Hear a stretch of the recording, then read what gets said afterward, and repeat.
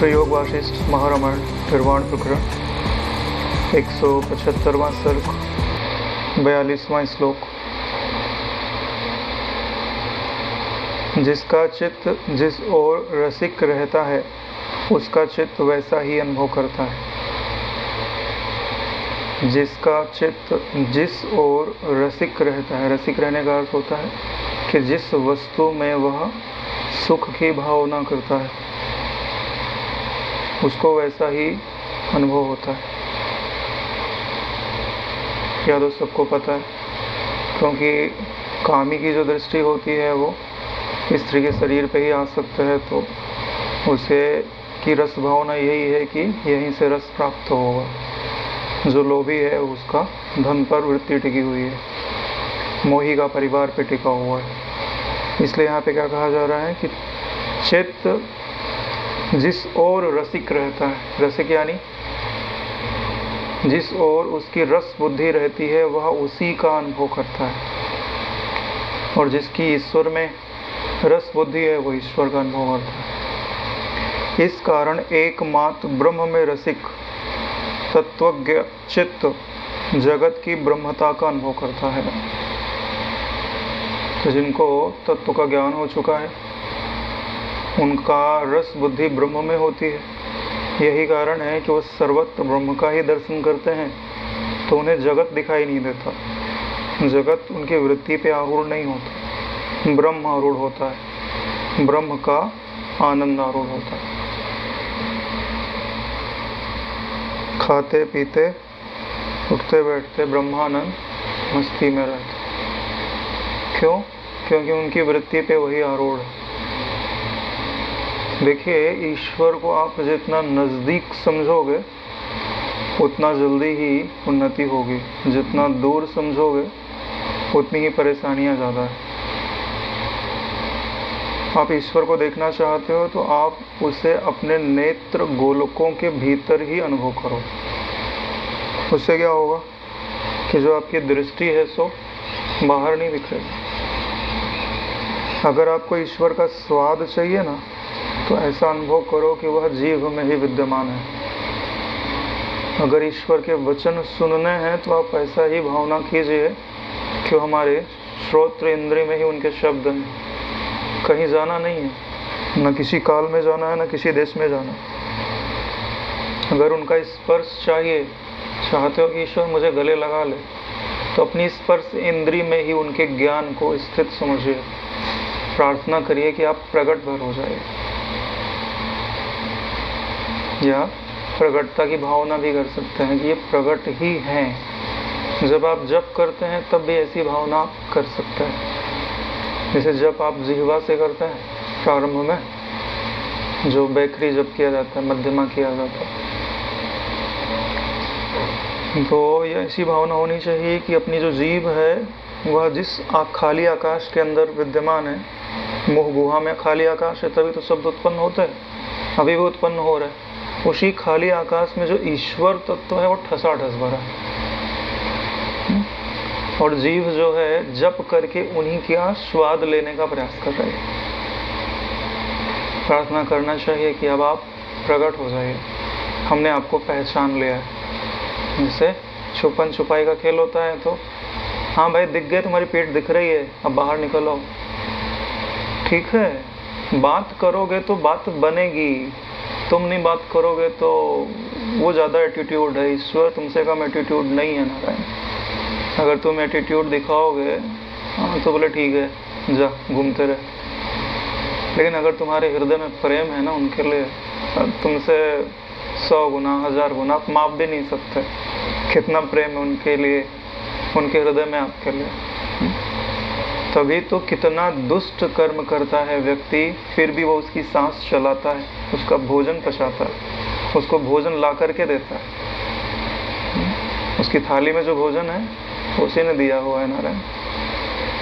भीष्म पितामह भले बोले कि हमने दुर्योधन का अन्न खाया है, क्यों बोल रहे हैं? क्योंकि तत्व ज्ञानी नहीं है, ठीक से विचार नहीं कर रहे। तुम किसी का अन्न थोड़ी खाते हो, दुर्योधन को अन्न किसने दिया?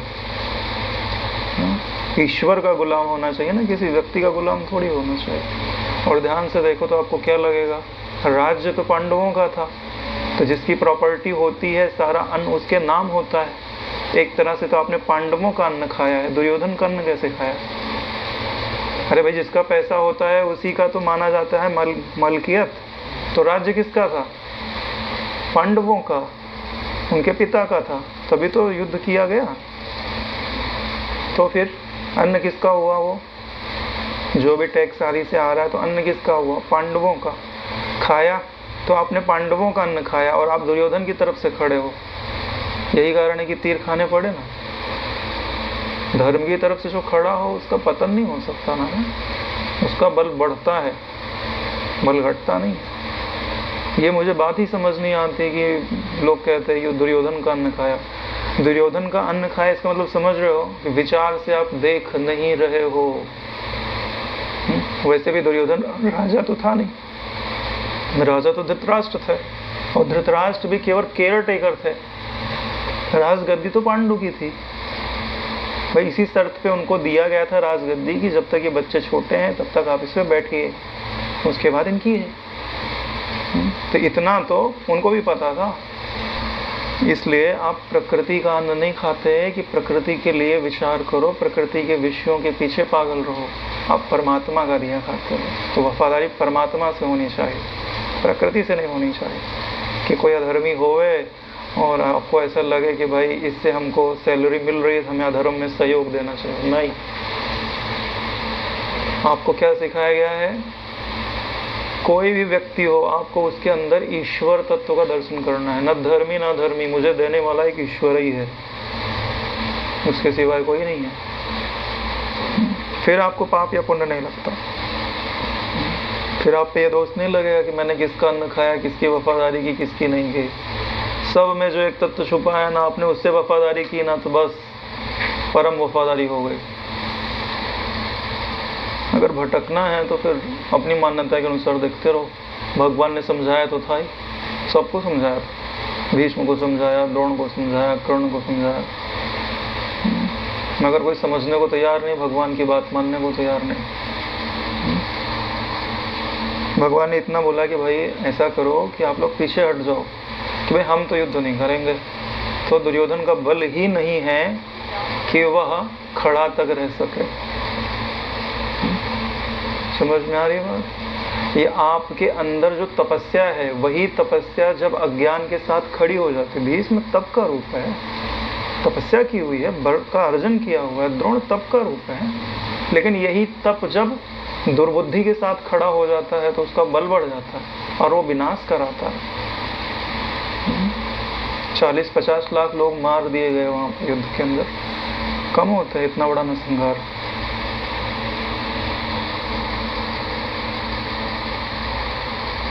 इसलिए यहाँ पे बता रहे हैं कि जो जहाँ पर आसक्त होता है उसको वही भासता है, और यह बात नितांत सत्य है। तो जैसे आप बोल रहे हैं दुर्योधन का तप, तो क्या तप उसने ऐसा किया था कि उसके साथ और भी शक्तियाँ उसके साथ मिल गई, उसके साथ देने लगी? दुर्योधन का तप नहीं था, तप था भीष्म पितामह का, तप था द्रोण का, ठीक है।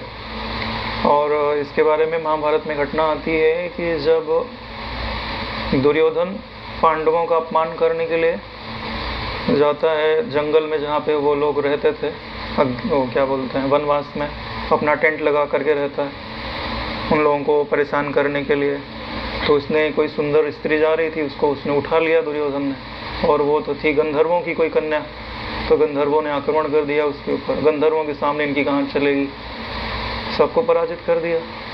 कर्ण आदि तुम मोहवास से चला दिया, वहीं पर पड़े थे, सो ही रहे थे, बांध के ले गए दुर्योधन को। बाद में पता चला इन लोगों को, पांडवों को, तो युधिष्ठिर ने भेजा, भाई भीम और अर्जुन जाओ छुड़ा के लाओ, अपने ही भाई है। अरे बोले नहीं, मर जाने दो, हम तो जाके बोलते मार डाले उसको। बोले नहीं, अगर कोई बाहरी अगर आक्रमण करता है तो हमें उनकी रक्षा करनी चाहिए। जब गए छुड़ाए तो दुर्योधन को बड़ा पश्चाताप हुआ।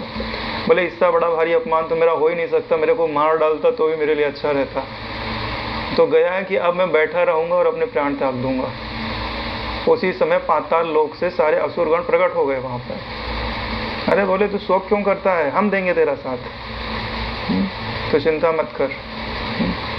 जब तो युद्ध के लिए खड़ा होगा तो हम तेरे शरीर में भी प्रवेश कर जाएंगे, भीष्म द्रोण इन सब के शरीर में हम प्रवेश कर जाएंगे और इनकी बुद्धि को ऐसा मलिन कर देंगे, तेरे साथ सब लड़ने को तैयार हो जाएंगे।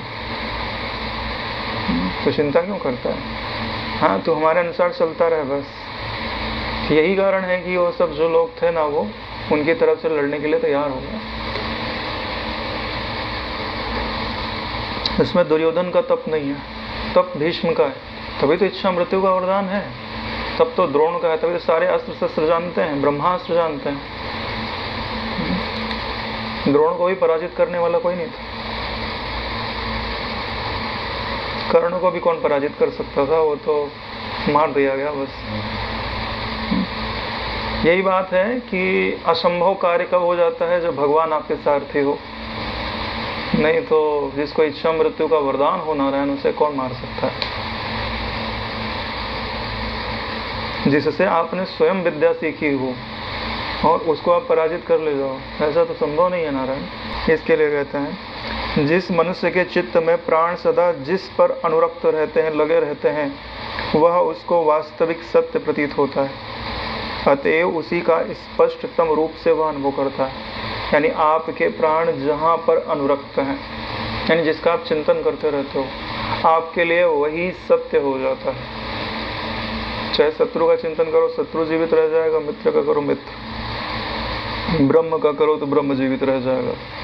ठीक है, इसलिए तो बोलते हैं जो निगेटिव सोचते हैं ना, वो निगेटिव हो जाता है, पॉजिटिव सोचते हैं तो पॉजिटिव रहता है। कारण क्या है कि जिसका भी आप चिंतन करोगे, जिस पर भी आपका प्राण अनुरक्त रहेगा, प्राण अनुरक्त रहने का मतलब ही होता है चिंतन अनुरक्त रहना। देखो, सांसों के अंदर जिसका भी आप चिंतन करते हो, वो बात गहरी हो जाएगी। इसीलिए तो बोला जाता है अजपा गायत्री में समय बिताओ। क्यों? सांसों के साथ अपने स्वरूप का चिंतन करो, तो उसका चिंतन गहरा हो जाएगा। जो मन एकमात्र ब्रह्म में रसिक होता है, वह क्षण भर में ब्रह्म बन जाता है। बड़ी बात यही है। क्या? ब्रह्म में अनुरक्त होना, ब्रह्म का रसिक होना। अगर ब्रह्म के रसिक हो जाओ तो क्षण भर में आप ब्रह्म बन जाओगे, लिखा हुआ है। मन ही ब्रह्म बन जाता है। जो चिदाकाश तत्व है, चारों तरफ व्याप्त है, वही आनंद रूप है, वही मेरा ईश्वर है, प्रियतम है। पहले ऐसा चिंतन करो, मैं उससे मिल रहा हूँ, तो तुम्हारे शरीर की हर कोशिका उससे आलिंगन कर रही है, हर कोशिका तत्क्षण कर रही है कि नहीं कर रही है? चारों तरफ आकाश में ओतप्रोत ही है नारायण। जब आप गहरे भाव से ऐसा चिंतन करोगे तो हृदय एकदम आह्लाद से, प्रेम से भर जाएगा। और फिर धीरे धीरे मेरे पने से मैं पने पे आ जाऊँ, ब्रह्म हो गई कि नहीं हो गई? वही ब्रह्म मैं। इतना नजदीक है, इतना ही सरल है, कठिन वठिन कुछ नहीं है। कठिन क्या है? बोले इसको पाने की जो इच्छा है ना, वही कठिन है। ब्रह्म को पाना कठिन नहीं है नारायण। वासुदेव सर्वमिति, ठीक है। स महात्मा सुदुर्लभ, वासुदेव सर्वमिति, सब कुछ परमात्मा ही है, तो सुलभ है नारायण। ठीक है, दुर्लभ क्या है? बोले ऐसा महात्मा जो ऐसा जानता है। परमात्मा थोड़ी दुर्लभ है, परमात्मा सुलभ है। ऐसा जानना कठिन क्यों है? क्योंकि हम जानना चाहते ही नहीं है। कहाँ चाहता है? जानते हैं क्या? अज्ञान किसी को काटता है? अज्ञान किसी को नहीं काटता, दुख काटता है, मृत्यु काटती है, मगर अज्ञान नहीं काटता। देखो, समझो ध्यान से, ये माया का जो टैक्टिक्स है उसको समझो। सत चित आनंद तीन ब्रह्म के रूप हैं। ठीक है, सत का उल्टा हो गया मृत्यु, आनंद का उल्टा हो गया दुख, दोनों हमको अखरते हैं। ठीक है, लेकिन चित्त का उल्टा हो गया अचित, ज्ञान का उल्टा हो गया अज्ञान। अज्ञान हमको कभी खटकता ही नहीं है। यही कारण है कि हम मरते रहते और दुखी होते रहते। बीच में जो चित्त है, अगर उसकी मांग जागृत हो जाए, सब ज्ञान बोध हो जाए, ज्ञान हो जाए। किसकी मांग है? ये चित्त की मांग है नारायण। किस लिए मांग है? कि ये आगे पीछे तो मृत्यु लगी हुई है, दुख लगा हुआ है, ये छूट जाए। लेकिन हमको अज्ञान खटकता कहाँ है? हम अपने आप को नहीं जानते, बोले क्या फर्क पड़ जाएगा। भाई इस देह में हम हैं, लेकिन हम क्या हैं ना कभी विचार उपजता है, ना हम उसको जानना चाहते हैं। अगर यही जान लें तो दोनों चीज़ें हट जाएंगी। क्या? मृत्यु और दुख। अविनाशी हो जाओगे, परमानंद से पूर्ण हो जाओगे।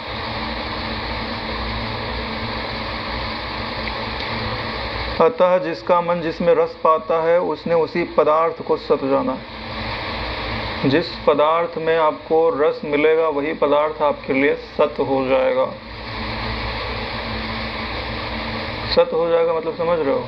सत्य के जैसा अनुभव में आएगा।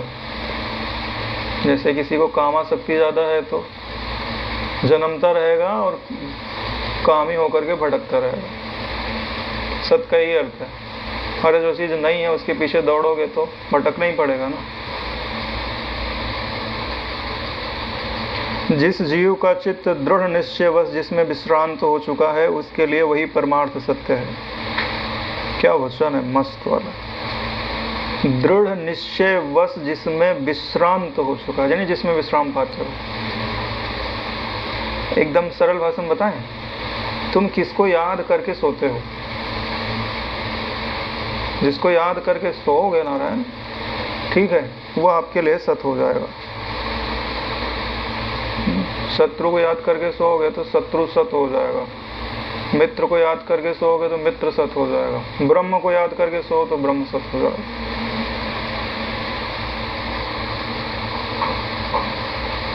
इसलिए ब्रह्मज्ञानी और नास्तिक अपने निश्चित मार्ग से अतिरिक्त जो यज्ञ दान आदि कर्म करते हैं वह केवल सदाचार से लोक संग्रहार्थ व्यवहार के लिए बिना इच्छा के मानव जबरदस्ती करता है। यानी दो लोगों को ना पाप लगता है ना पुण्य लगता है। एक तो तत्वज्ञ को नहीं लगता है, दूसरा नास्तिक को नहीं लगता है। दोनों अगर दान भी करते हैं, यज्ञ भी करते हैं, सत्कर्म करते हैं तो उनका पुण्य नहीं मिलता उनको। तत्वज्ञानी को क्यों नहीं मिलता? क्योंकि वह स्वयं के ही प्रति कर रहा है। और नास्तिक को क्यों नहीं मिलता? क्योंकि उसकी श्रद्धा ही नहीं है कि इससे कुछ मिलता है। ऐसा नहीं है कि प्रकृति दे नहीं रही है, प्रकृति दे रही दोनों को, लेकिन दोनों लेने पे राजी नहीं है। ठीक है, प्रॉपर्टी लेनी होती है तो उस पर साइन करना पड़ता है। गवर्नमेंट दे रही ना, भाई ले लो, फॉर्म दे दिया, सब कुछ दे दिया, बोले साइन कर दो। तुम साइन ही नहीं करोगे तो हो जाएगी तुम्हारी? नहीं होगी। ऐसे ही जो कर्मों का फल है वह जब आपको लेना होता है तो आपकी साइन जरूरी होती है। ठीक है, लेकिन दो कॉपी एक साथ साइन होती है, समझ लीजिएगा। सुख वाली कॉपी ऊपर रहती है और दुख वाली कॉपी नीचे रहती है। सुख वाली कॉपी पे आपने साइन किया ना, ये सुख मुझे मिलना चाहिए, तो दुख वाली कॉपी पे अपने आप साइन हो जाएगा कि ये जो सुख के लिए जो तुमने कर्म किए उसमें जो उल्टा सीधा हुआ है ना, उसका जो दुख मिलेगा ना वो भी तुमको मिलेगा। इसलिए नास्तिक को पुण्य नहीं होता। ठीक है, तो बोले पाप अभी नहीं होता क्या? नहीं, पाप होता है। क्यों? क्योंकि प्रकृति की यही व्यवस्था है कि तुम पुण्य करो तो भले धर्म के संस्कार नहीं है तो तुमको पुण्य नहीं होता, मानते ही नहीं हो कि मेरे को पुण्य हुआ।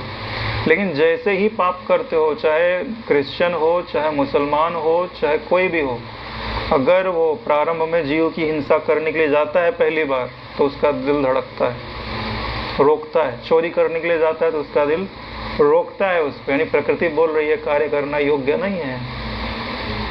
इसका मतलब तुमसे साइन करवाया नहीं जा रहा, उंगली पकड़ के इम्प्रेशन ही लगा दिया जा रहा है, थंब इम्प्रेशन, बोले जाओ लिख दिया गया तुम्हारे ऊपर। अगर तुम यह नकार सको यह कार्य मैंने नहीं किया तो बड़े से बड़ा पाप का फल भी नहीं मिलता। लेकिन नकार कब पाओगे? जब अकर्ता स्वभाव का साक्षात्कार हो जाए। अपने आप को शरीर मानते हो तो कौन नकार सकता है? वैसे एक सेठ थे, उन्होंने सुन लिया हाँ कि भाई अपन तो करते नहीं है, सब इंद्रियां करती है, मन बुद्धि आदि करते हैं, अपन तो करता है।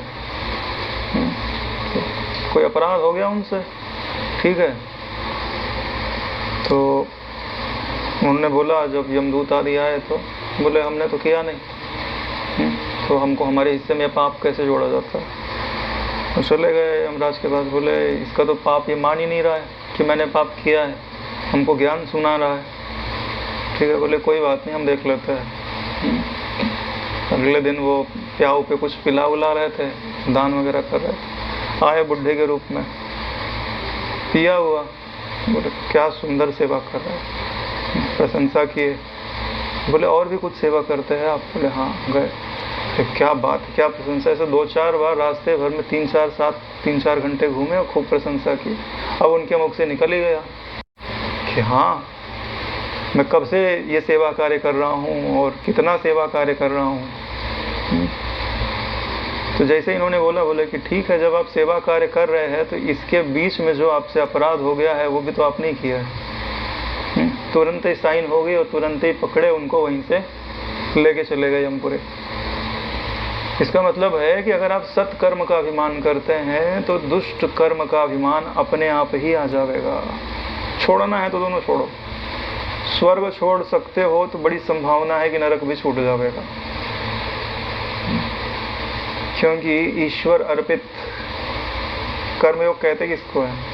सद आचरण करिए और उसका जो क्रिया है, कर्तृत्व का अभिमान है, वो इसको ईश्वर को अर्पित कर दीजिए।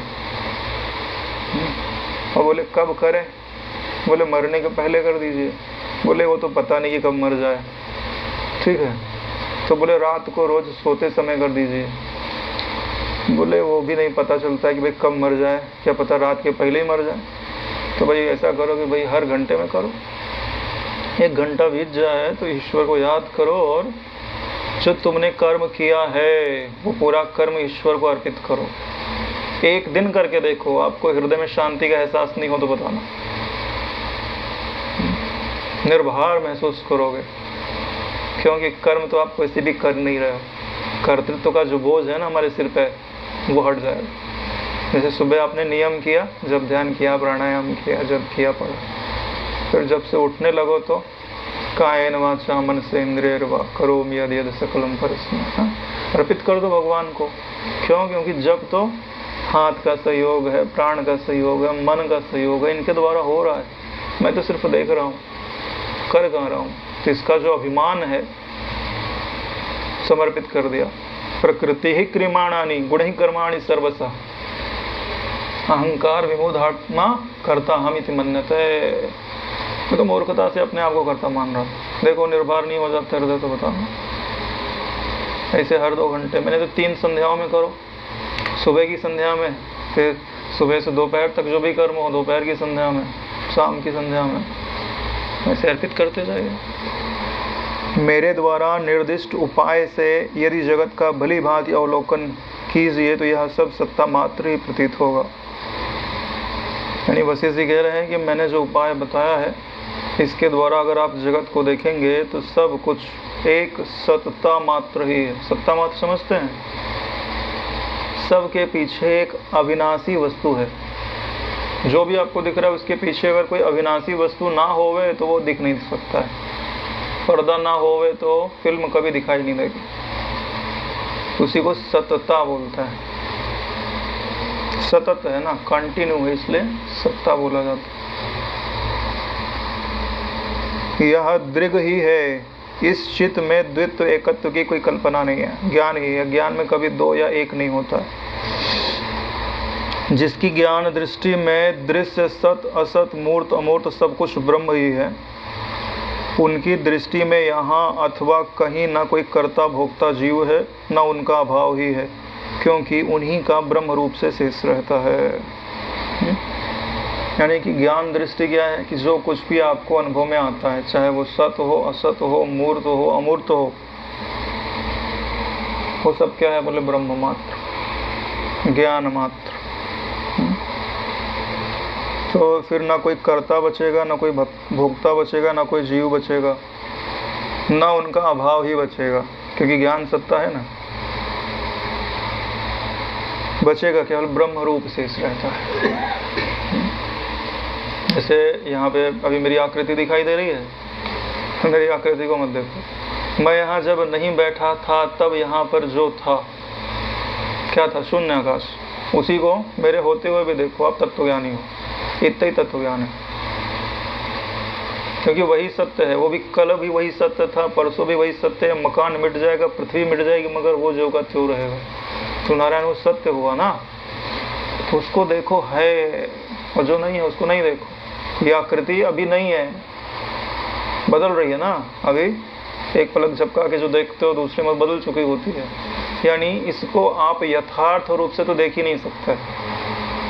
जो आप देख रहे हो उसमें इसका होनापना बाधित है। इतना सरल है आत्मज्ञान, कोई कठिन थोड़ी है। बुद्धि थोड़ी सूक्ष्म होवे, हृदय थोड़ा पवित्र होवे, लगन होवे कि पच जाए तो पच जाता है। लेकिन अगर आप उलझाना चाहो ना तो ऐसा उलझता है कि सदियां लग जाती सुलझने में। गुरु की शरणागति होवे, सत्संग से विचार किया जाए, वो भी ऐसे गुरु भाई के साथ बैठ के किया जाए कि जिसके चित्त में समाधान हो, आराम से सुलझ जाता है। ऐसे व्यक्ति के पास बैठो जो खुद ही उलझा है तो तुम्हारी सुलझन भी उलझन बना देगा।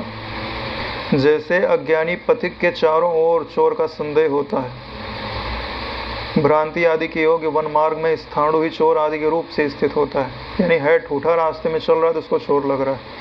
वैसे ही आदि अंत विहीन सर्वतः शांत जगत पर्याय वाला ब्रह्म एक घन ब्रह्म ही इस प्रकार जगत रूप से आत्मा में स्थित है, यानी है चिदघन ब्रह्म लेकिन जगत के रूप में दिखाई दे रहा है। ठीक वैसे ही जैसे कोई रास्ते में यात्री चल रहा हो, उसको ठोठा दिखाई दे तो बोले चोर है, लुटेरा है, अब मेरे को लूट लेगा।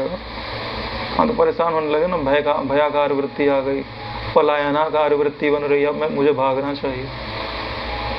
ये सब क्यों है? क्योंकि जो वस्तु जैसी है उसको ऐसा हम देख नहीं पा रहे। जो ही बुद्धि समष्टि हिरण्यगर्भ आदि रूप जगत है, यानी जिस बुद्धि में समष्टि हिरण्यगर्भ का प्रॉपर निश्चय, तो यदि वह जगत के रूप में भी दिखाई देती है ना तो उसको आप निरंजन ब्रह्म ही समझो। निरंजन का मतलब क्या होता है? हाँ, जिसको इंद्रियां पकड़ नहीं सकते उसे निरंजन कहते हैं। जो कि प्रशांत आकाश है वही शून्य है, यानी आकाश और शून्यता को अलग नहीं किया जा सकता है। जैसे आकाश में केशों का वर्तुलाकार गोला, नीलता आदि जो सद असत रूप हैं आकाश से भिन्न प्रतीत होते हैं, वैसे ही पर ब्रह्म में सद असद आत्मक बुद्धि आदि भिन्न से प्रतीत होता है। जैसे किसी के नेत्र में दोष होता है तो आकाश में उसे गोलता दिखाई देती है, बालों के जैसा काला काला दिखाई देते रहता, तो आकाश में नहीं है, उसकी दृष्टि में। ठीक है, ऐसे ही है जो जगत आपको दिखाई दे रहा है ना, ये ब्रह्म में नहीं है, आपकी दृष्टि में।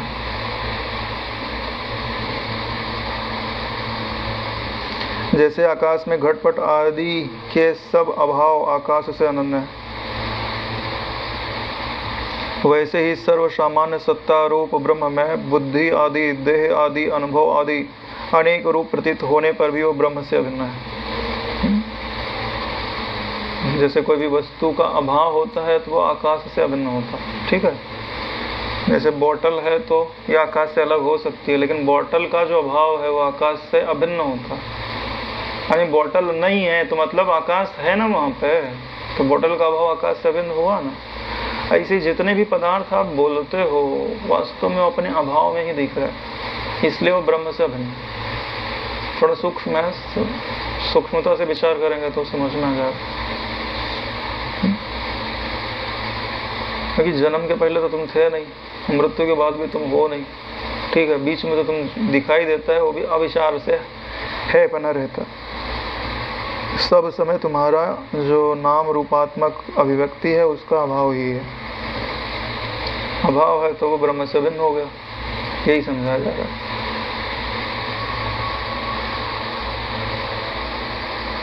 एकमात्र निद्रा रूप सुसुप्ति से स्वप्न में प्रवेश कर रहे स्वप्न दृष्टि में स्थित जीवात्मा का ना तो द्वित्व रूप से निवर्चन होता है ना एकत्व रूप से ही निवर्चन होता है, क्योंकि वहाँ व्यावर्त कोई प्रसिद्ध ही नहीं है। जैसे आप नींद से उठते हो तो जागृत जगह दिखाई देता है, सपना दिखाई देता है, तो वो दोनों सुसुप्ति रूप ही होते हैं नारायण। इसलिए ना वहाँ पे दो कहा जा सकता है ना वहाँ पे एक ही कहा जा सकता है। क्यों? क्योंकि वहाँ कोई व्यावर्त नहीं। व्यावर्त का मतलब क्या होता है? अलग करने वाला नहीं है। भाई सोए हुए हो तो वहाँ कौन किसको किससे अलग करेगा? सब एक ही वस्तु होती है ना। अरे ये भी पता नहीं रहता है कि एक वस्तु है कि दो वस्तु है। वैसे एकमात्र निद्रा रूप प्रलय में प्रविष्ट कर रहे अज्ञ दृष्टि से सर्गस्थ भी ब्रह्म का द्वित्व से अथवा एकत्र रूप से निर्वचन नहीं किया जा सकता। जो अज्ञानी है उसकी दृष्टि में सृष्टि है, वास्तविक दृष्टि में ना द्वित्व है ना एकत्व है। कोई सिद्ध कर सकता है?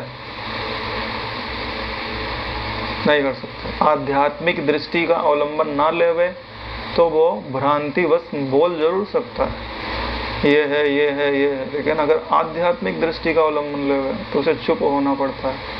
बस इसी तो ये तो कहते हैं कि कोई भी मतवादी आ जाए जो वेदांत रूपी शेर दहाड़ता है तो सबको अपना स्थान छोड़ के भागना पड़ता है। अरे बुद्धि के सूक्ष्म से सूक्ष्मतम विचार करके फिर इन सिद्धांतों को बनाया गया है नारायण। ऐसा नहीं है कि भावना है कि इसको आप मान लो, ऐसा कुछ नहीं चलता। जो परम बुद्धिमान होवे ना उसको समझ में आता है कि नहीं 100% खरा एकदम यथार्थ निश्चय है, भावना नहीं है। भावना तो यहाँ निश्चय के बाद आती है, निश्चय के पहले नहीं रहती। भक्ति में भावना पहले है, बाद में परमात्मा का साक्षात्कार होता है। पहले यहाँ साक्षात्कार होता है, बाद में भावना होती है। पहले व्यक्ति से मिलो समझो, हाँ बोले फिर हमारी भावना करो। बोले फिर भावना की जरूरत क्या है? तुम्हारी स्मृति कमजोर है ना, कहीं तुम उसको भूल ना जाओ, इसके लिए तुम उसकी भावना करो। कब तक? जब तक दृढ़ ना हो जाओगे।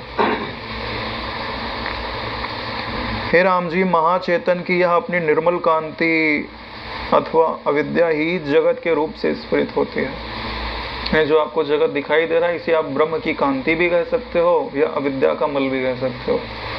जब तक आपको बोध नहीं हुआ है तब तक अविद्या का मल है, जब बोध हो जाता है तब ब्रह्म की निर्मल कांति है नारायण, सब आनंद रूप हो जाता है।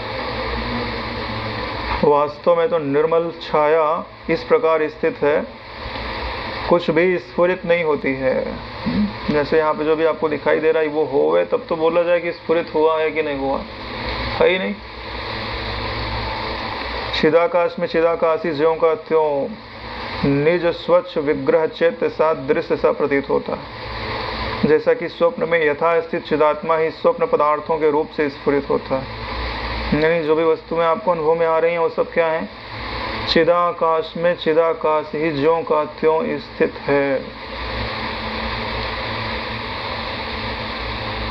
ऐसा अनुभव में ना आ रहा हो तो प्रश्न कर सकते हैं।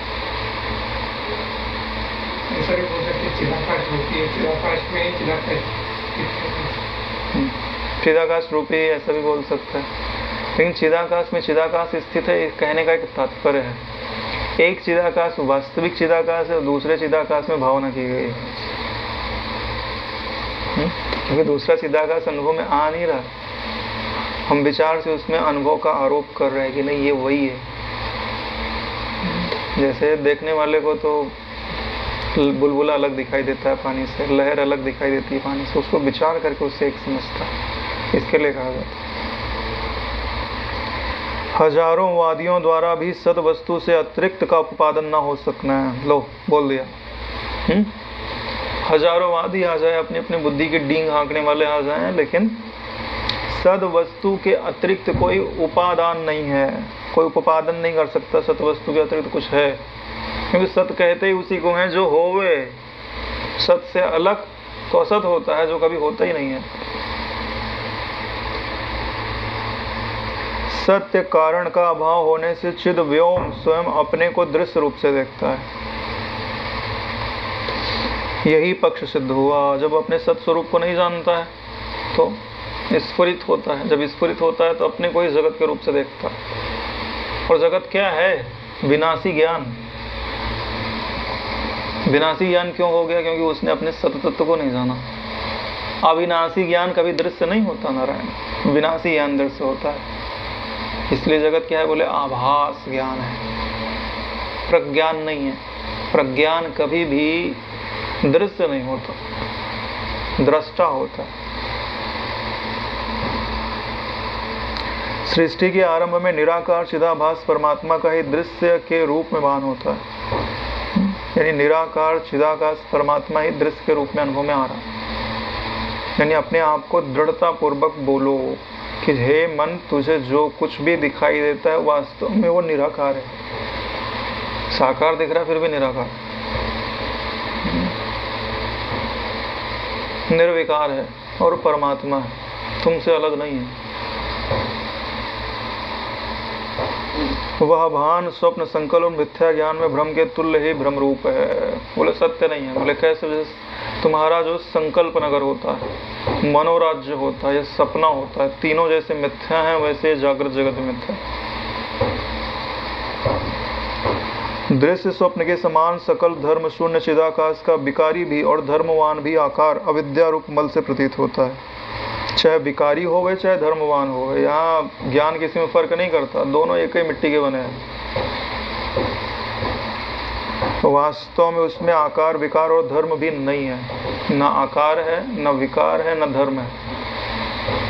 ठीक से देखो ना नारायण, कपड़ा तुमको काला दिख रहा है, व्हाइट दिख रहा है, लाल दिख रहा है, ठीक से पहचानो रोई ही है। ये जो तो लालिमा है कालिमा है, ये सब तो तुम्हारे सूर्य के प्रकाश के कारण है। उस तंतु में कोई कलर नहीं होता।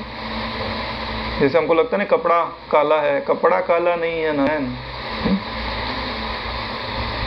क्यों? क्योंकि कपड़े में रंग नहीं होता, रंग प्रकाश में होता। जो वस्तु जिसमें है उसमें देखो तब बात समझ में आएगी।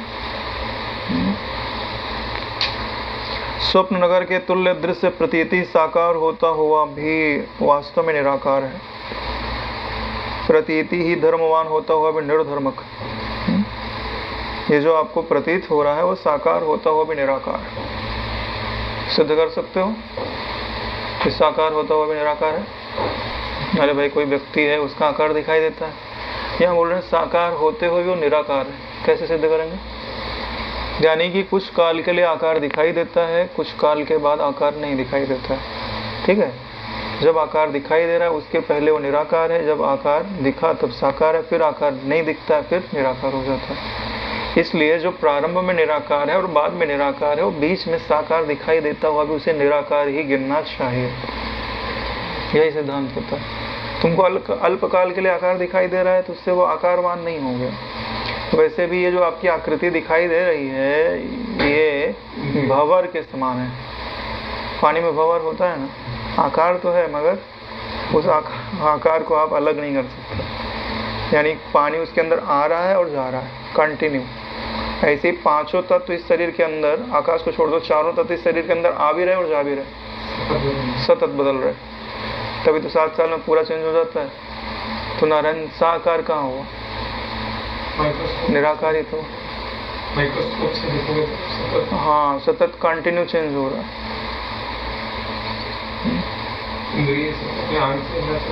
हाँ, और इसमें जो साकारता है वो बाहर हम जो ज्ञान प्रोजेक्ट हो रहा है उसको देख करके साकारता मानते हैं। वास्तव में समझोगे तो बाहर जो आकृति है वह मन में बनी हुई आकृति है। ठीक है, और मन स्वयं निराकार है। तो इसमें अभी मेरी आकृति बन रही है और थोड़े समय बाद मेरी आकृति मिट जाएगी, किसी और की आकृति बनेगी। तो मेरी आकृति मिट गई ना, साकार से क्या होगी? निराकार। तभी तो दूसरे की आकृति धारण किया है ना। तो इस दृष्टि से निराकार कहा जाता है कि मन के अंदर जो तुम्हारी आकृतियां हैं वो किस रूप से विद्यमान रहती है? निराकार रूप से। ऐसे जो मेमोरी कार्ड होता है ना जिसके अंदर तुम स्टोर करते हो डाटा इतना सारा, तो जो डाटा होता है वो साकार होता है कि निराकार होता है? हाथी घोड़ा थोड़ी होता है उसके अंदर, इलेक्ट्रोमैग्नेटिक वेव्स ही तो होती है जिनके रूप में आप सिग्नल जो है वो स्टोर करके रखते हो। तो वहाँ वो निराकार ही तुम्हें, घोड़ा घोड़े के रूप में थोड़ी है, हाथी हाथी के रूप में थोड़ी है। इसलिए ये बात समझ में आ गई ना कि साकार दिखते हुए भी निराकार है, यानी आकारवान दिखते हुए भी आकार से रहित है। स्वप्न पर्वत के तुल्य स्वच्छ दृश्य स्वाधिष्ठान चिन्ह मात्र से रंच मात्र भी भिन्न नहीं है। जैसे सपने का पर्वत होता है, उस सपने को जो देख रहा है उससे अलग नहीं है, ऐसे ये जो अभी आपको जगत अनुभव में आ रहा है जागृत को देखने वाले से अलग नहीं है। इसलिए चिदाकाश मात्र रूप से परिचित चिदाकाश की आकाश की अपेक्षा भी अति सूक्ष्मता सिद्ध हुई। तो यह जो चिदाकाश है इस आकाश से भी अधिक सूक्ष्म और व्यापक है, क्योंकि इस आकाश को भी उसी ने स्थान दिया हुआ है। सकल रूपों से विरहित सच्चिदानंद घन जो परब्रह्म है, वही अपने सच्चिदानंद घन स्वरूप से रंश भर भी च्युत न हो यथा स्थिति सृष्टि के रूप से स्थित है। जितने भी रूप आपको दिखाई दे रहे हैं, जो सच्चिदानंद घन ब्रह्म है वो उनसे रहित है, यानी ये आकृतियां उसमें हो नहीं सकती हैं। तो जिन आकृतियों का आपको अनुभव हो रहा है,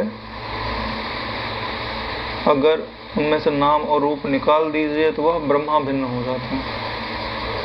जैसे बुलबुले की आकृति निकाल दो तो बुलबुला जल हो जाता, जल ही था, आकृति निकाल देने पर ठीक से समझ में आता।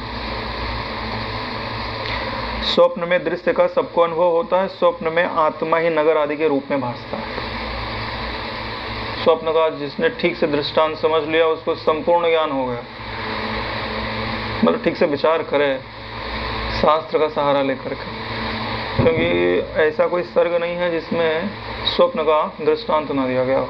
योग वासिष्ठ।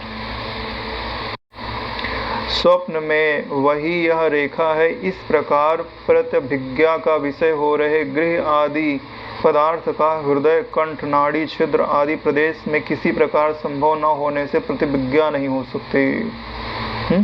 सपने के अंदर जो पदार्थ दिखाई देते हैं, क्या तुम्हारे हृदय में है कि कंठ में है कि नाड़ी के अंदर है, कहाँ है?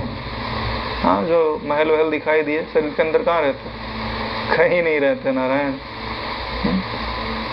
यह वही पदार्थ है जो मैंने जागृत में देखा था, इसी लगता है ना। तो कहाँ है भाई? 5 फीट का तो आदमी होगा, 5 फीट से ज़्यादा, तुम्हारे शरीर के भीतर तो आएगा नहीं, कहाँ रहता है? तो फिर आप ये कैसे कहते हो कि ये वही है? तो यह जो वही पना है ना, यही अध्यास कहा जाता है।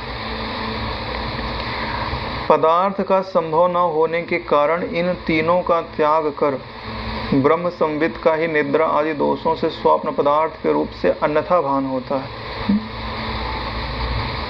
यानी वहाँ कोई पदार्थ की संभावना हो नहीं सकती। तो तीनों का त्याग कर दीजिए। तीनों का त्याग मतलब दृष्टा, दृश्य, दर्शन, तीनों का त्याग कर दीजिए।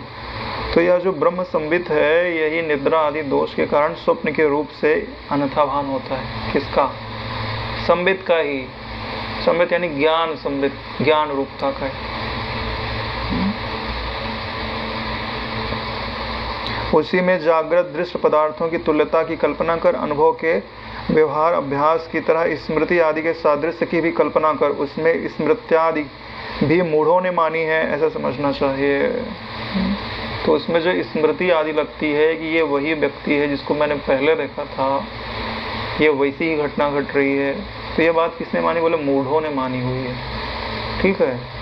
जो तत्वज्ञ होते हैं ना, उनको स्मृति की जरूरत नहीं होती, उनके लिए सब कुछ सजीव होता है, लाइव होता है ना। पहले का टेलीकास्ट नहीं देखते, वर्तमान में जीते हैं ना, इसलिए तो तत्वज्ञ हैं। लाइव तो भूतकाल का होता है या भविष्य काल की कल्पना होती है। जो वर्तमान में रहता है सो ब्रह्म में रहता है, सो ईश्वर में रहता है। जो भूतकाल में है, जो भविष्य काल में है, उसी को ही अज्ञानी कहा जाता है।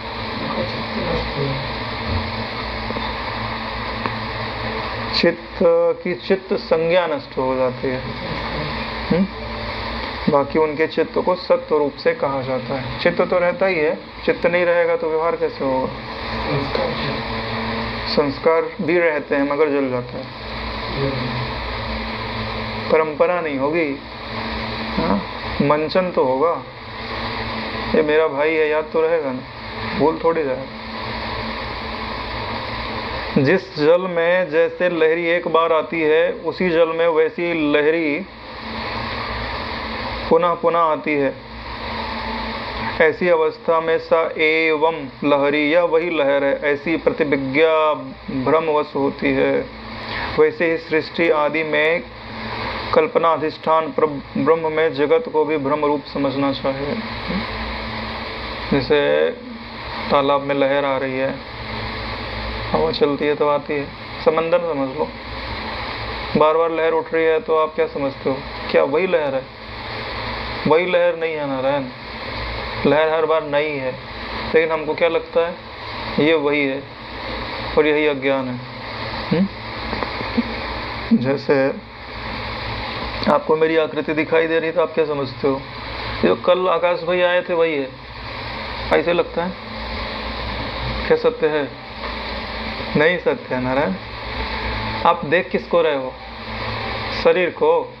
शरीर तो बदल गया, मन को तो आप देख भी नहीं पा रहे, वैसे मन भी बदल गया, कल से बुद्धि भी बदल गई।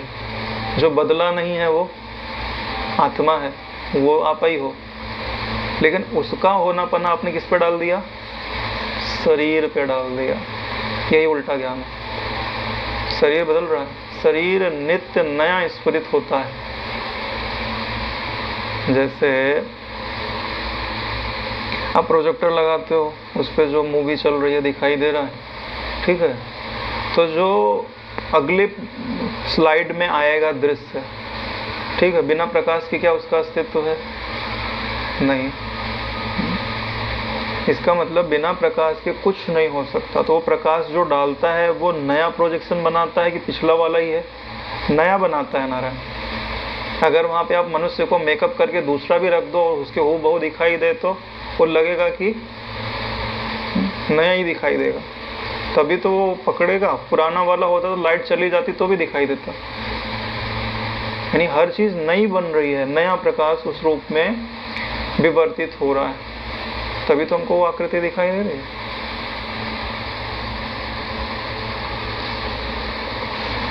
परस्पर सदा ही विविध विधियों और निषेध अलग अलग होकर मिलकर परब्रह्म में है और नहीं भी है। यानी ये जितनी भी हम विधि और निषेध की बात करते हैं वो सब परब्रह्म में है भी और नहीं भी है।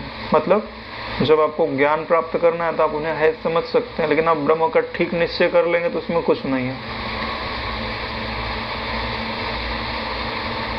इसलिए सद्ब्रह्म सर्वात्म है, इसमें क्या नहीं है? सर्वात्मा सब कुछ उसी में है। वह ब्रह्म सत्ता ही सर्वात्म है, इस कारण यह सब कुछ ब्रह्म सत्तात्मक और सर्वात्मक। क्रीड़ा के लिए भ्रमण कर रहे बालक की दृष्टि में वृक्ष, पर्वत, नदी आदि के समूह भूमि का भ्रमण होता है। जैसे किसी को नहीं घुमा दो, हाथ पकड़ के नहीं पहले घूमते थे, तो क्या होगा? अरे भाई उसको पूरी पृथ्वी घूमती हुई नजर आने लगती है, फिर उसको बैठ जाता है, बोले जमीन को हम पकड़ लूं, ये घूम घूम के कहीं और नहीं चली जाए। तो क्या जमीन घूम रही है क्या? तुम घूम रहे हो नारायण, इसलिए जमीन घूमती हुई दिखाई दे रही है। तुम चल रहे हो ना, इसके लिए दूसरे लोग भी चलते हुए दिखाई दे रहे हैं। अपनी अचलता में स्थित हो जाओ, फिर पता चलेगा कि कोई नहीं चलता। कोई का मतलब ब्रह्म रूप से नहीं चलता है, आकृतियों का स्थानांतरण तो दिखाई देता ही। अच्छा, आपको अभी महसूस होता है कि मैं चलता हूँ कि यह चलता है? यह चलता है नारायण, आप नहीं चलते। जितनी जल्दी हो सके अपने निश्चय को बदल लो। नहीं बदल पाए तो महती विनष्टि, बहुत बड़ा परेशानी होने वाली है। क्यों? क्योंकि आत्मज्ञान जो है ना वो कैसा है?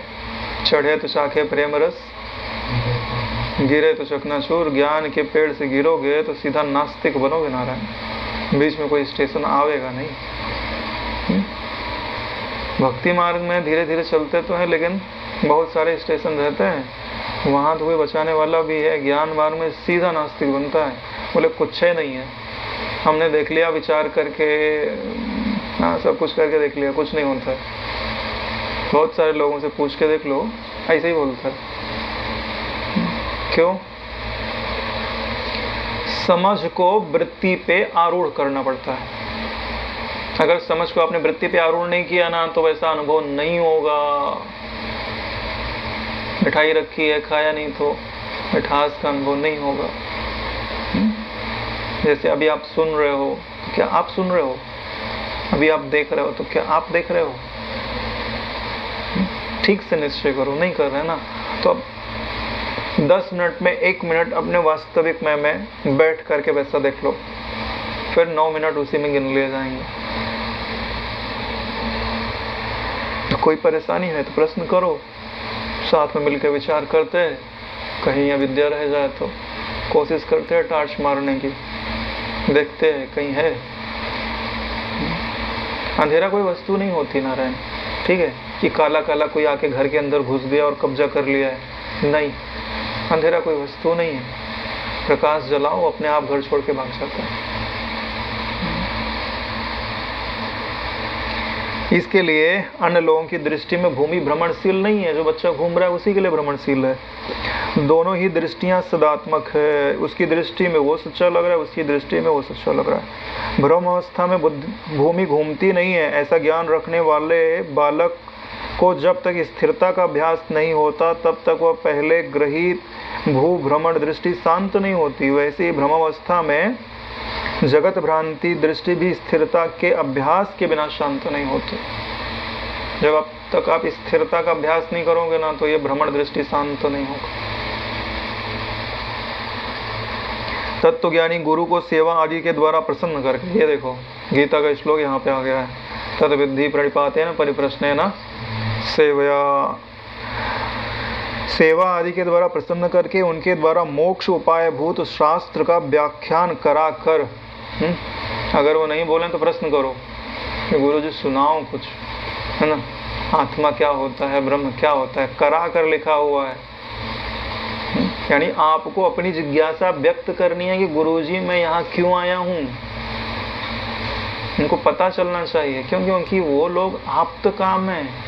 जो आप्त काम होते हैं ना, उनसे मांग के वस्तु ली जाती है, वो देते नहीं है, क्योंकि उनको कोई इच्छा ही नहीं है, तुम्हारे कल्याण की भी इच्छा नहीं है। सच बता रहे हैं हम, तुमको कुछ चाहिए ना, तुमसे लो। जैसे कल्प वृक्ष होता है ना, वो ठीक वैसे होते हैं।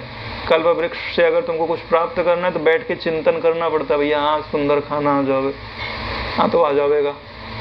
गुरुजन भी ऐसे ही होता है, पूछोगे नहीं तो मिलेगा नहीं, चिल्लाओगे नहीं ना, माँ जब तो बच्चा जब तक रोता नहीं तब तक भी माँ दूध नहीं पिला।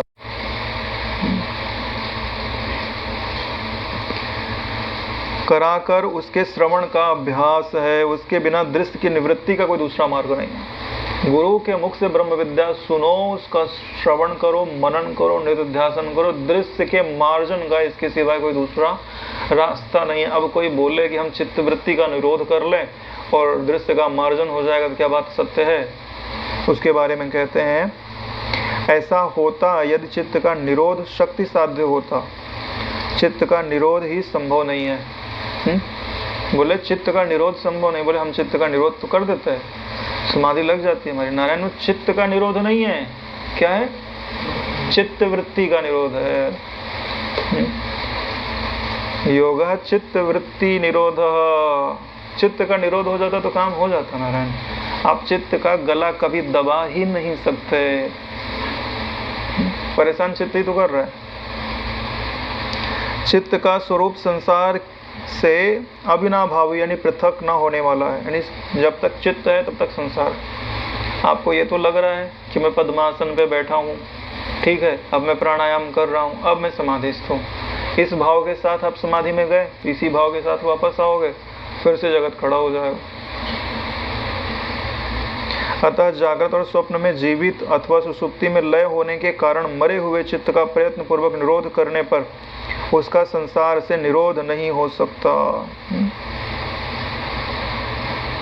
जो जागृत और स्वप्न में जीवित है और सुषुप्ति में मरा हुआ है, ठीक है, ऐसे चित्त का आप निरोध करोगे तो संसार का निरोध नहीं हो सकता। बोले क्यों? क्योंकि सुषुप्ति में तो निरोध है, जागृत में फिर से खड़ा है, सपने में फिर से खड़ा है, तो निरोध कहाँ हुआ? मरा कहाँ? नारायण भाग जा रहा है।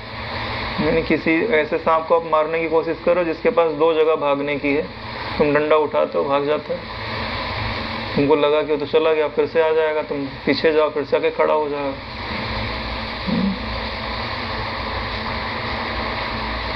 किंतु शास्त्र के अभ्यास के अधीन बोध से बाधित होकर यह संसार नहीं दिखता। लेकिन शास्त्र का जो ज्ञान है, अगर आप उसका अभ्यास करते हो तो एक ना एक दिन ये जगत बाधित हो जाएगा, फिर होते हुए भी आपके लिए नहीं होता। इसलिए शास्त्र का अभ्यास ही दृश्य निवृत्ति का उपाय है। अगर शास्त्र का अभ्यास कर तो दृश्य आज नहीं तो कल निवृत्त हो ही जाएगा। जैसे हम लोग पढ़ रहे हैं तब से तो दृश्य की पकड़ बहुत ढीली हो गई, तो हमको लगने लगे ना जो भी आकृति दिखाई देती है चिदाकाश ही है, शून्य रूप ही है। चिदाकाश ही चिदाकाश में ज्यों का त्यों ही स्थित है। हाँ? भले अभी थोड़े समय के लिए है, दृढ़ होते जाएगा। एक बार जिसने बनाना आ गया ना तो धीरे धीरे बनता जाएगा ना। जैसे चित्त सदा ही संसार से अविनाभावी है, यानी पृथक ना होने वाला है, वैसे ही दृश्य रूप संसार भी चित्त और शरीर दोनों से अविनाभावी है। ये दृश्य और शरीर इस शास्त्र के अभ्यास से प्रतिबंध ना होने पर इसी जन्म में तत्वबोध होने पर निवृत्त हो जाते हैं। यानी शरीर भी निवृत्त होगा और संसार भी निवृत्त होगा और चित्त भी, तीनों एक साथ निवृत्त होते हैं। शरीर और संसार तो एक ही है। जब चित्त की सत्यता बाधित हो जाती है तो इनकी भी सत्यता बाधित हो जाती है। प्रतिबंध रहने पर अन्य जन्म में प्रतिबंध का नाश होने पर बोध होने से निवृत्त होता है। ये लो, अगर कोई बहुत बड़ा पाप किया हुआ है आपने, कोई प्रतिबंध है, तो हो सकता है इस जन्म में बोध ना होवे, फिर अगले जन्म में प्रतिबंध हट जाएगा तो बोध होने से निवृत्त हो जाता है। प्रतिबंध का अभाव होने पर इस जन्म में विद्या की उत्पत्ति हो सकती है और प्रतिबंध होने पर अन्य जन्म में भी होती है। इसी जन्म में विद्या उत्पन्न हो ऐसा नियम नहीं है। भाई अब आप अभ्यास कर रहे हो तो हो सकता है कि भाई आत्मज्ञान की वो महिमा तुम्हारे हृदय में ना प्रकट हो, क्यों? प्रतिबंध हो सकता है। ऐसा प्रतिबंध होता है तब गुरु की विशेष कृपा लगती है। या तो अगला जन्म लो या तो गुरु विशेष कृपा करे। जा भाई, संन्यास है ना, एक ब्रह्म हत्या तो संन्यास लेने से हट जाती है। लेकिन गुरुजन भी जो है ना ज़्यादा कृपा नहीं करते, बोलते हैं कि हम फिर आएंगे तो फिर साथ देने के लिए कौन आएगा, चल कोई बात नहीं फिर मिल जाएगा, मेरे साथ आया मेरे साथ चल, वहाँ रहना फिर आना। तभी तो डॉक्टर जी वगैरह लोग आए हैं, सबको मुक्त ही कर देते तो कौन आता साथ देने के लिए। मजाक कर रहे हैं।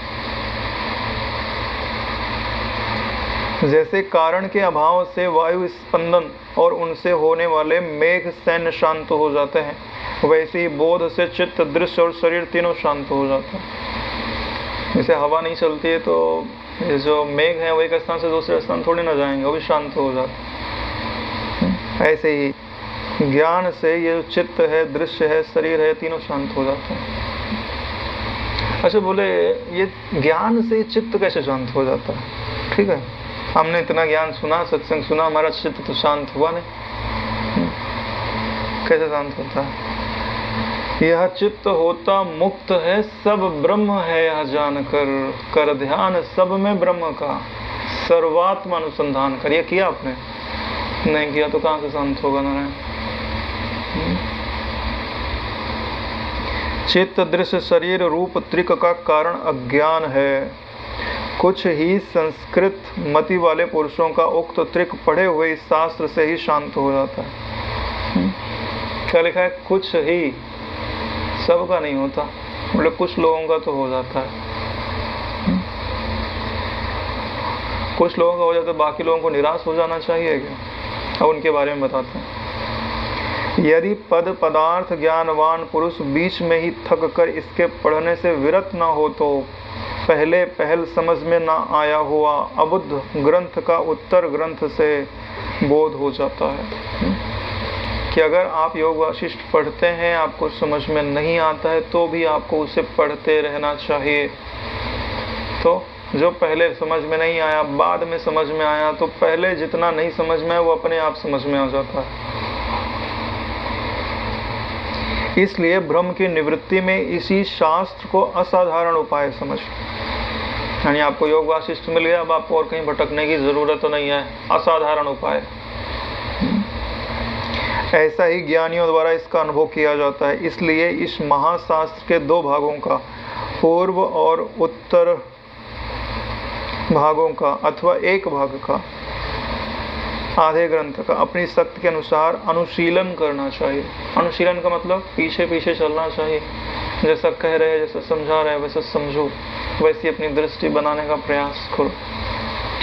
उससे अवश्य ही दुख की निवृत्ति होती है। बात समझ लेना, उससे अवश्य ही दुख की निवृत्ति होती। कोई ना कोई दिन ऐसा आएगा जिस दिन बहुत उलझन होगी, बड़ा दुख लगेगा, ऐसा लगेगा कोई मार्ग नहीं है, तो उस दिन वशिष्ठ जी के इन वचनों को समझना और इस पर श्रद्धा करना। क्या कि दुख है तो योग वासिष्ठ खोल के पढ़ लेना चाहिए। कहीं ना कहीं से आपको कोई ना वाक्य आपके हृदय में लगेगा लगेगा लगेगा ही, और आपका दुख निवृत्त तो होगा ही। भगवान के वचन है नारायण।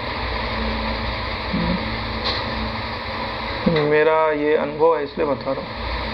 कभी कभी बहुत चित्त विक्षिप्त हो जाए, कुछ समझ में नहीं आए तो उठाओ, पढ़ो, शांत हो जाओ। ऐसा अमृत का झरना हृदय के अंदर अनुभव में आता है कि जैसे सच में कोई प्यार से आपके सिर पे हाथ फेर रहा है, आपको समझा रहा है। डरने की बात नहीं है, हम तेरे साथ है, तो अकेला नहीं है। परमार्थ के मार्ग पे ऐसा लगता है कि हम बिल्कुल अकेले, कोई साथ देने वाला ही नहीं है।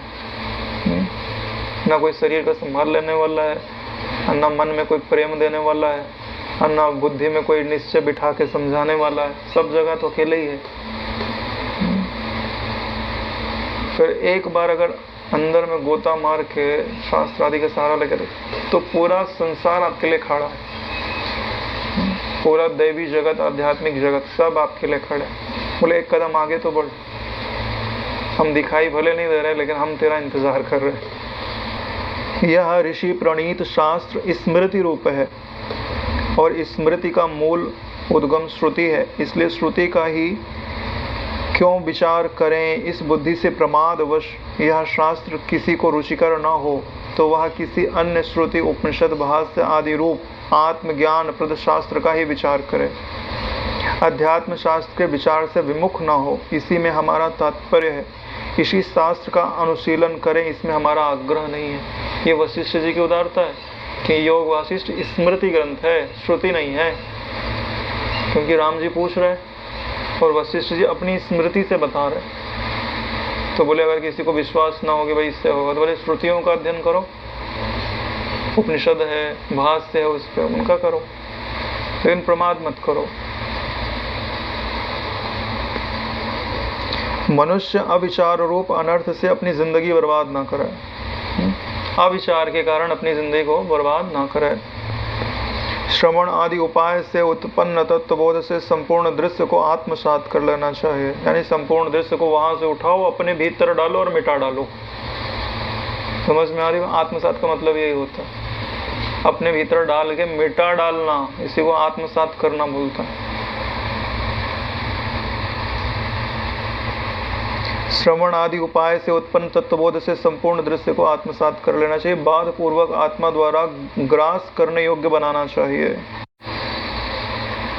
आयु के बीते हुए एक क्षण को भी यहाँ चाहे सुवर्ण आदि की राशि के साथ सकल रत्नों से लौटाना चाहे तो वापस पाना चाहे तो नहीं पा सकता। यानी समय जो बीत जा रहा है वो वापस नहीं आएगा। इसलिए सोच समझ करके बिताइए कि आप समय कहाँ बिता रहे हो। पता चला कि हम सोने की खदान खोदने के लिए गए हो, ठीक है, और मिल भी गई हो कि अरे हो रहा, वहीं बैठ गए, ठीक है, पत्ता निकाले, 3-4 लोग थे, बोले यार थोड़ी देर पत्ता खेल लगते हैं। फिर कहीं से दूर से किसी व्यक्ति ने देख लिया, बोले ये लोग बैठे यहाँ पे खदान है, ये लोग सारा सोना ले जाएंगे, तुम लोग पत्ते खेल रहे, तो वहीं वो भोजन का टोकरी इतना बड़ा भर के रख के चला गया।